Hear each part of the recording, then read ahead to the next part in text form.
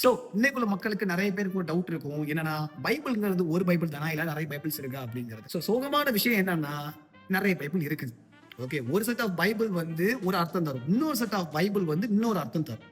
But இன்னைக்கு நிறைய மக்கள் வந்து கேஜே வெர்ஷன் யூஸ் பண்ணிட்டு இருக்காங்கிறது தான் சோகமான உண்மை. ஏன் சோகமான உண்மைன்னு சொல்றேன்னா, 16 வசனங்கள் கேஜே வெர்ஷன்ல இருந்து நீக்கப்பட்டு இன்னைக்கு உள்ள லேட்டஸ்ட் வெர்ஷன் என்ஐவி, ஆர்எஸ்வி இந்த வெர்ஷன்லாம் தான் இன்னைக்கு பெரும்பான்மையான கிறிஸ்தவர்களால் தேவனோட வார்த்தைன்னு சொல்லி கருதப்படுது. ஓகே. நானும் ஏதோ என்ஐவி வெர்ஷன் தான் யூஸ் பண்ணிட்டு இருக்கேன். இந்த பைபிள் நீங்க வந்து கேஜேவியோட கம்பேர் பண்ணும்போது இதுல வந்து 16 வசனங்கள் இருக்காது.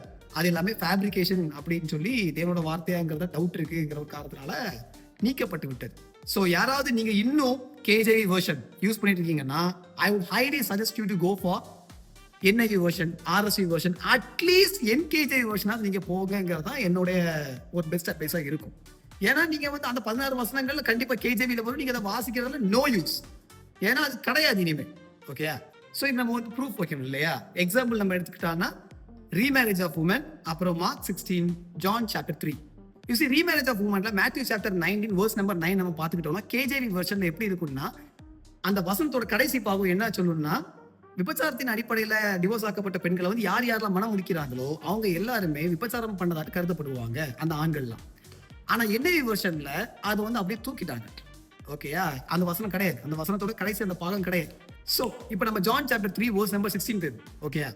யூ சி கேஜே வெர்ஷனோட நம்ம ஜான் சாப்டர் 3 verse number 16 எடுத்துக்கிட்டோம்னா, he gave his only begotten son ன்னு இருக்கும். அதாவது begotten sonோட அர்த்தம் என்னன்னா, செக்ஷுவல் ஆக்டிவிட்டி மூலமா பெற்றெடுக்கக்கூடிய குழந்தைகள், அதாவது உடலுறவு மூலமா பெற்றெடுக்கக்கூடிய குழந்தைகளை வந்து பிகாட்டன் சைல்டுன்னு சொல்லுவோம். கேஜே வெர்ஷன் அதை தான் சொல்லுது. இறைவன் வந்து